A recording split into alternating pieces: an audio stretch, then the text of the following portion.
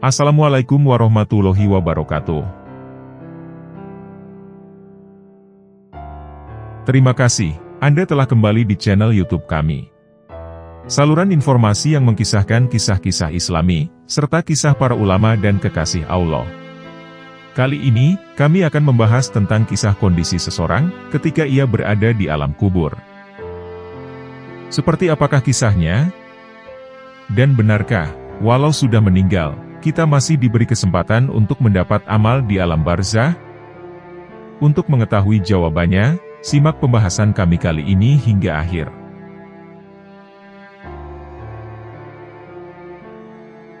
Fase kehidupan manusia setelah melewati alam rahim dan alam dunia, selanjutnya akan mengalami fase alam kubur, atau alam barzah. Pada fase tersebut, manusia akan mengalami dua kemungkinan. Yang pertama, kemungkinan mendapat kenikmatan kebahagiaan, dan dilihatkannya surga alam akhirat sebagai alam selanjutnya. Dan yang kedua, kemungkinan mendapatkan pedihnya siksa kubur, dan juga mendapat siksa neraka kelak di hari akhir. Dalam banyak keterangan, Rasulullah Shallallahu Alaihi Wasallam menyebutkan nikmat kubur dan siksa kubur. Keduanya merupakan ganjaran yang Allah berikan sebelum hari akhir tiba. Kebaikan dan kejahatan seseorang selama hidup di dunia, cukup untuk menentukan balasan apa yang akan diterimanya di alam barzah. Meninggalnya manusia atau dipanggilnya oleh Sang Maha Kuasa, adalah masa berakhirnya ia untuk beramal. Tidak akan ada lagi amalan yang ia bisa kerjakan. Maka, balasan yang ia dapatkan pun cukup sesuai dengan apa yang ia kerjakan semasa hidupnya. Untuk menambah kebahagiaannya di alam kubur, ia hanya berharap belas kasihan keluarganya yang masih hidup, untuk selalu mendoakannya. Setiap hamba di alam kubur, tetap masih bisa memperoleh pahala, walau amalannya sudah putus. Yaitu, pahala dari amalan yang dikerjakan sanak keluarganya yang masih hidup. Sedekah, berdoa, sholawat, dan membaca Al-Quran atas nama orang yang sudah tiada. Hal tersebut merupakan salah satu amalan yang diyakini dapat diterima manfaatnya oleh ahli kubur. Sebagaimana hadis riwayat Abu Dawud At-Tayalisi berikut ini. Asy'atu bin Dinar meriwayatkan dari Al-Hasan. Dari Jabir bin Abdullah yang menuturkan, bahwa Rasulullah Shallallahu Alaihi Wasallam bersabda, "Sungguh, amal-amal kalian ditunjukkan kepada keluarga dan kerabat kalian di dalam alam kubur mereka. Jika amal kalian baik, mereka gembira. Namun, jika amal kalian tidak baik, mereka berdoa, 'Ya Allah, berilah mereka ilham untuk berbuat ketaatan kepadamu.'" Hadis riwayat Abu Dawud At-Tayalisi. Sejalan dengan hadis di tadi, ada sebuah kisah yang disebutkan oleh Syekh Muhammad bin Abu Bakar dalam kitab Al-Mawais Al-Usfuriyah. Dikisahkan, ada seorang yang bernama Sabit Al-Banani yang memiliki suatu kebiasaan baik. Ia sering berziarah kubur setiap malam Jumat, dan berdoa di sana sampai waktu subuh menjelang. Pada suatu ketika, di tengah munajatnya, Sabit Al-Banani dilanda rasa kantuk yang luar biasa, hingga akhirnya ia tertidur. Dalam tidurnya, ia bermimpi melihat ahli kubur keluar dari kubur mereka dengan pakaian yang sangat bagus, dan wajah putih berseri-seri. Tak lama berselang, datanglah hidangan yang berisi rupa-rupa makanan untuk masing-masing mereka. Namun, tampak di antara mereka ada seorang anak muda yang berwajah pucat pasi, berambut kusut, berhati sedih, dan berpakaian lusuh. Kepalanya menunduk, sambil pipinya berlinang air mata. Rupanya, nampak tidak ada hidangan apapun baginya. Saat ahli kubur yang lain pulang membawa kegembiraan, ia justru pulang membawa kesedihan. Saat itu ditanyalah keadaannya oleh Sabit. "Wahai anak muda, siapakah kamu sesungguhnya?" Saat orang-orang mendapat makanan, lalu pulang membawa kebahagiaan, kamu tak mendapat hidangan apa-apa, dan kamu malah merasa bersedih. Dengan raut kebingungan, si pemuda menjawab, "Wahai pemimpin muslimin, aku ini terasing di tengah mereka.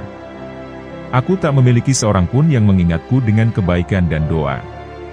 Sementara, mereka memiliki sanak keluarga dan kerabat, yang semuanya mengingat mereka dengan doa, kebaikan, dan sedekah. Di setiap malam Jumat, mereka dikirimi rupa-rupa kebaikan dan pahala sedekah. Saat di dunia, aku dan ibuku akan menunaikan ibadah haji, karena kami berniat menjalankannya. Ketika memasuki wilayah Mesir, Allah berkehendak lain. Allah memanggilku, dan aku dikubur oleh ibuku di kuburan ini. Sejak menikah lagi, ibuku menjadi lupa kepadaku. Ia tidak pernah ingat kepadaku dengan doa atau sedekah. Itulah sebabnya aku menjadi putus asa, dan bersedih setiap saat." Sabit lantas bertanya, "Wahai anak muda, coba ceritakan di mana ibumu sekarang. Aku akan mengabarinya tentang kamu dan keadaanmu." "Wahai pemimpin muslimin, ibuku di kampung ini, di negeri ini. Silahkan kabarkan saja keadaanku. Jika ia tidak percaya kepada engkau, sampaikan saja padanya. Di kantongmu ada 100 mitskal perak, warisan dari sang ayah. Dan itu adalah hak anaknya yang harus disedekahkan," kata si pemuda dalam mimpi Sabit. Setelah Sabit berusaha mencari, akhirnya ibu si pemuda itu ditemukan. Ia menyampaikan kepadanya tentang kabar putranya, sekaligus menyampaikan perihal 100 mitskal perak yang telah disebutkan tadi. Mendengar kabar demikian, si wanita langsung tak sadarkan diri. Setelah beberapa lama, ia kembali sadar dan langsung menyerahkan 100 mitskal perak tadi kepada Sabit, seraya berpesan kepadanya, "Aku mewakilkan saja kepadamu, untuk menyedekahkan perak ini demi anakku yang terasing." Sabit lantas menerima perak itu dan menyedekahkannya untuk anak muda tadi. Seperti biasanya, Sabit kembali berangkat menziarahi saudara-saudaranya pada malam Jumat. Dan ia bermimpi lagi bertemu pemuda seperti sebelumnya. Dalam mimpinya, ia berjumpa kembali dengan si pemuda, namun sekarang ia tampak gembira. Nampak terlihat sang pemuda kini mengenakan pakaian yang bagus, dan berwajah putih berseri-seri. Saat itu, si pemuda berkata, "Wahai pemimpin muslimin, Allah telah merahmatimu, sebagaimana engkau telah menyayangiku."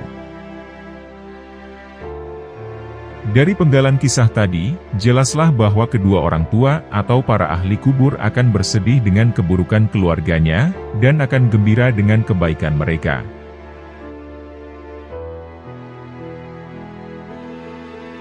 Terdapat juga kisah lain yang menerangkan tentang keadaan manusia ketika di alam barzah. Dikisahkan dalam kitab As'ad Ar-Rafi, Sarah dari Sulam et-Taufik halaman 29. Pada suatu masa, ada seorang ibu yang ditinggal mati oleh anak perempuannya. Kesehariannya tiada yang menemani. Makan minumnya selalu dibayang-bayangi keadaan sang putri. Rasa khawatir akan keadaan putrinya di alam kubur semakin menyiksa. Hingga pada suatu hari, sang ibu itu sowan kepada Imam Hasan, yang pada masa itu beliau dikenal sebagai seorang yang alim. "Wahai Imam Hasan, tolong berikan aku sebuah amalan, agar aku bisa melihat keadaan putriku di alam kubur sana," pinta sang ibu. "Apakah kamu benar-benar menginginkannya?" Jawab Imam Hasan memastikan. "Iya benar," ucap ibu tersebut dengan penuh keyakinan. "Lakukanlah sholat 4 rakaat setelah sholat Isya. Pada setiap rakaat, selesai membaca Al-Fatihah, bacalah surat At-Takasur. Setelah itu, menghadaplah ke arah barat laut dan bersolawatlah kepada Nabi Muhammad hingga tertidur. ibu itu pun segera melaksanakan apa yang telah diberikan Imam Hasan. Dalam mimpinya, ibu tersebut sungguh bertemu dengan sang putri kesayangannya. Yang dimana, didapatinya keadaan putrinya sedang dalam keadaan disiksa. Tidak tega melihat kejadian itu, ibu itu pun terbangun dari mimpinya. Keesokan harinya, sang ibu itu datang lagi kepada Imam Hasan dan menjelaskan apa yang menjadi hajatnya. "Wahai Imam Hasan, kemarin saya sudah melaksanakan amalan yang engkau berikan. Dan saya benar-benar bertemu dengan putri saya. Akan tetapi, dia dalam keadaan sedang disiksa. Tolong berikan saya amalan lagi agar putri saya terbebas dari siksanya." Lalu Imam Hasan menyuruh ibu tersebut untuk bersedekah, yang pahalanya itu ditujukan untuk sang putri. Selang beberapa hari setelah sowannya ibu tersebut, Imam Hasan bermimpi dalam sebuah tidurnya. Dalam mimpi itu, Imam Hasan bertemu dengan seorang perempuan. Yang mana, nampak ia sedang berada di sebuah singgasana, dan di atas kepalanya terdapat mahkota yang berkilau. "Apakah engkau mengenalku wahai Imam Hasan?" tanya perempuan itu dalam mimpi Imam Hasan. "Tidak." "Lalu siapakah engkau?" tanya Imam Hasan. "Aku adalah putri dari seorang ibu yang datang kepadamu," jawabnya. "Tapi, apa yang diceritakan ibumu itu berbeda dengan yang sekarang aku lihat. Bagaimana itu bisa terjadi?" tanya Imam Hasan penasaran. "Semua ini karena amalan yang engkau berikan kepada ibuku. Dengan bersedekah, yang pahalanya itu ditujukan kepadaku.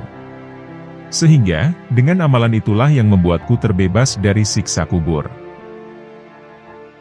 Dan tepat pada hari itu juga, ada seorang waliullah yang bersolawat sebanyak 3 kali, yang pahalanya itu ditujukan kepada ahli kubur. Sehingga, amalan itulah yang membuatku mulia seperti yang engkau lihat ini." Cerita perempuan itu kepada Imam Hasan. Lalu, Imam Hasan pun menceritakan mimpinya kepada ibu tersebut. Mendengar cerita Imam Hasan, ibu tersebut pun merasa lega dengan keadaan putrinya di alam kubur sana.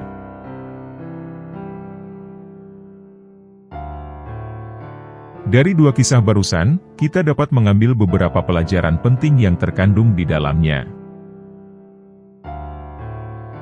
Orang yang meninggal atau ahli kubur masih dapat memperoleh manfaat dari kebaikan keluarga dan kerabatnya. Tak hanya dapat memperoleh manfaat, ahli kubur juga merasa gembira atau sedih karena amalah keluarganya. Memang benar, ahli kubur sudah terputus amalnya. Akan tetapi, masih diberi kesempatan untuk mendoakan keluarganya. Terdapat beberapa pendapat ulama yang cukup masyhur, yang menyebutkan, bahwa setiap malam Jumat ahli kubur diberitahu siapa saja orang-orang yang mendoakannya, atau menziarahi kuburnya. Bentuk kebaikan yang kita berikan kepada ahli kubur, bisa berupa dengan amaliyah-amaliyah kebaikan. Adapun caranya adalah dengan cara menziarahi kuburnya, mendoakannya, berinfak atas namanya, bersedekah untuknya, dan melanjutkan kebaikan-kebaikannya.